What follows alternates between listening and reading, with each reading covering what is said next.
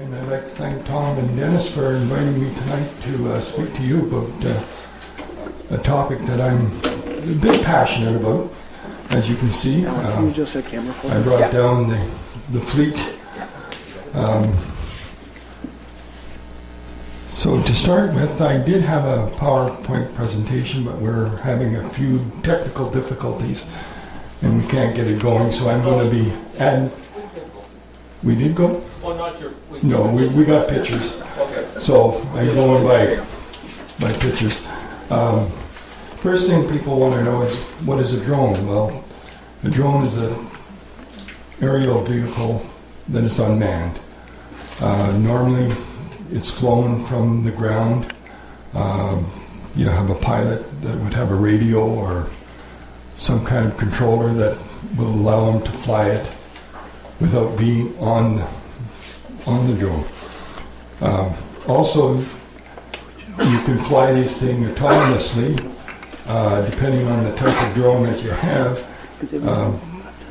You can pre-plan a mission, load it into a laptop, and then it'll talk to the drone, tell it where to go, and it automatically, you hit the go button and it takes off on its own, does whatever you told it to do, and it comes right back to where it started from. It's like being married. Like being married. Exactly. So, the drones, I started doing this project a couple of years ago and got interested in, I was a flight simulator guy and I love flying airplanes as long as I'm on the ground. It's much safer that way. So I thought, until the day this one here bit me. But,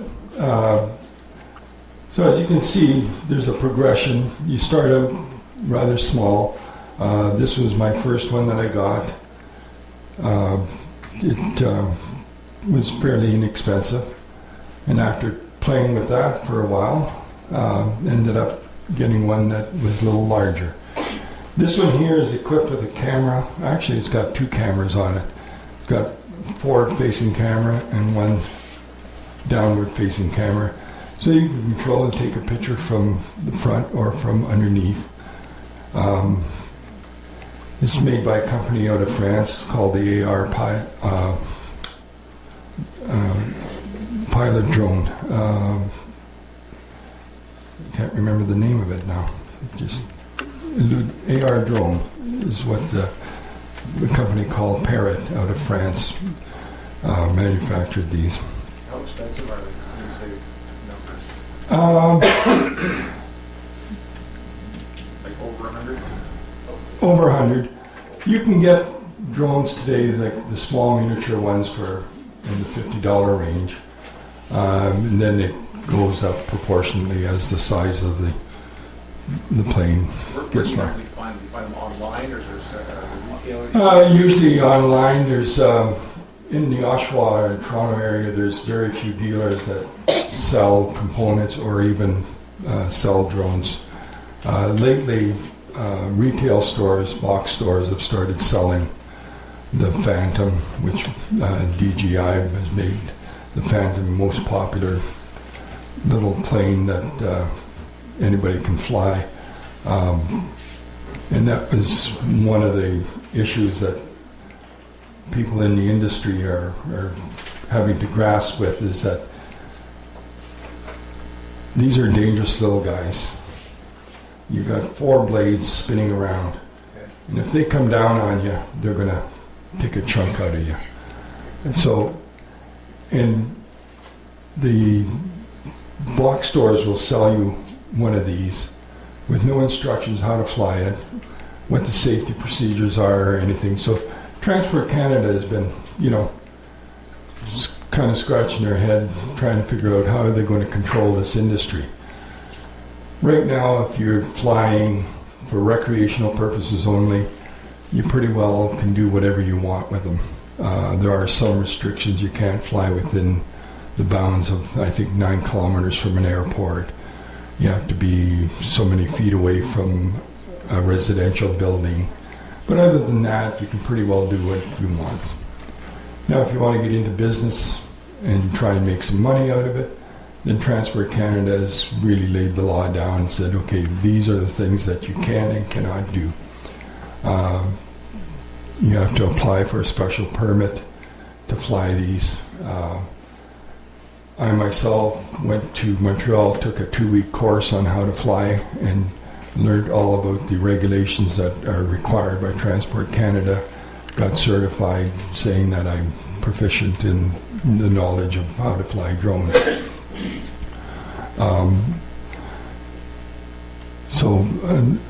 Apart from that,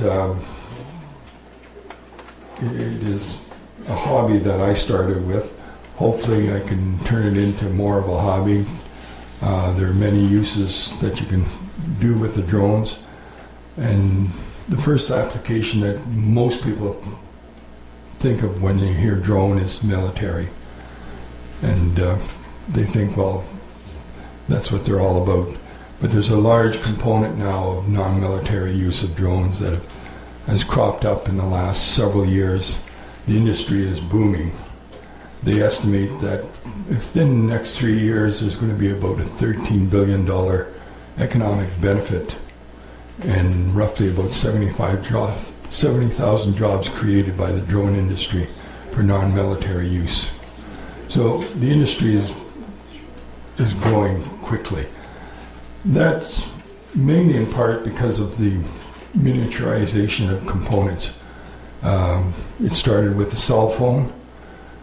Cell phone technology allowed people to put smaller chips into the phones. They could do more things. And that was adapted into the drone industry by mostly amateurs, groups that got together, open source software, and it's grown from that point on. Each drone, I don't like using the term drone because it connotates military. We like to call it UAVs, unmanned aerial vehicles. So if you hear the term UAV, you know what we're talking about. But each UAV is controlled by its brain, which is a controller. This one here is an open source controller.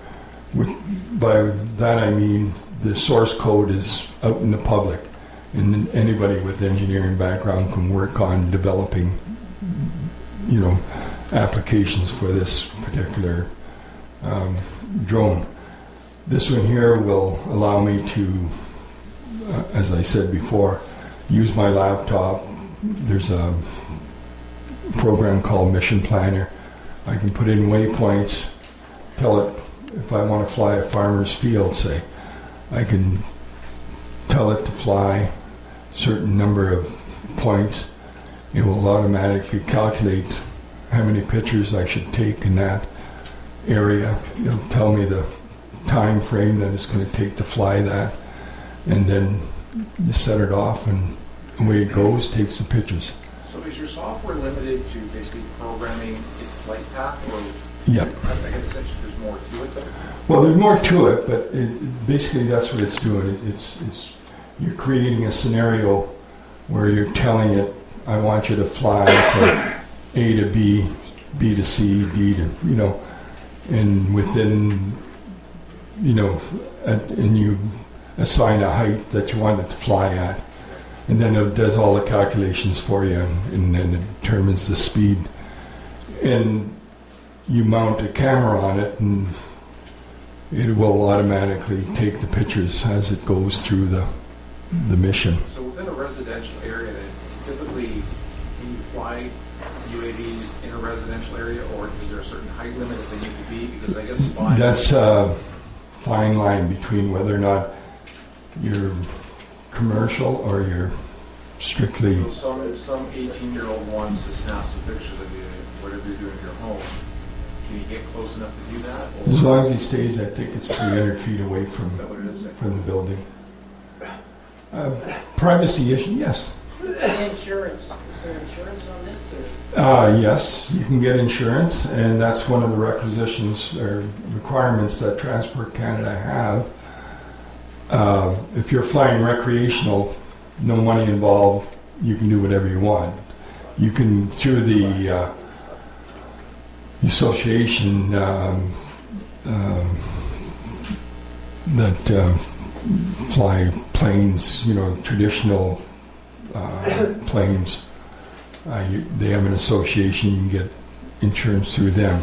Commercially, it's a little harder. You have to then go through a few hoops, but it is available. Transport Canada does dictate that if you're going to fly for money for commercial purposes, you have a minimum $500,000 liability, which is very low because it doesn't take long to rack up $500,000. Yes? Do you do your flight planning with GPS coordinates Yes. exclusively? Yeah. On Mission Planner, this one here has GPS capabilities. It's hooked up to the brains, and it will then coordinate through GPS. Looked like your slightly smaller one has. It also has GPS, but I don't have the availability of doing any flight planning with it. So I can fly in different modes. I can fly in GPS mode or an attitude mode where it will control itself. It's got an accelerometer and barometer on it. It will then determine, what its attitude is, and it will stabilize itself based on that without the GPS coordinates. Yes. What happens if there's a wire that doesn't see? I'm sorry. Hydro wire, the wire. Then you buy a new That would one. be a problem. That's a problem. So it's not self-aware to protect itself with diversionary movement? They're coming out with that technology now, and that's what's holding Transport Canada up from issuing more permits, is that they want that capability, that the awareness portion of it. There's a new company that just started, actually they're in Toronto, it's called plexidome.com. You go on their website, they did a Kickstarter funding project where they requested, they wanted to raise $100,000, and they ended up raising $2.3 million. And they have that awareness capability on their planes. Yes? Where does one learn how to fly this? Most of it is all self-taught, and that's what the scary part about it is. In Ontario, there's very few places where you can go and take a course on how to fly drones or UAVs. I went to Montreal through CQFA, which is they do testing of real pilots. They have a ground school. They do flight simulator testing and certification of pilots. So, one more question there. Is there any clubs, drone clubs, say in your region? There are RC clubs in the Durham region, but they're not all that crazy about UAVs. It's I don't know. It's a new technology, and they're used to fixed wing airplanes that they fly, and introducing a quadcopter. What sort of power supply do you have on board to maintain that? You're running with LiPo batteries, and they range in size from 1500 milliamp up to 6000 milliamp.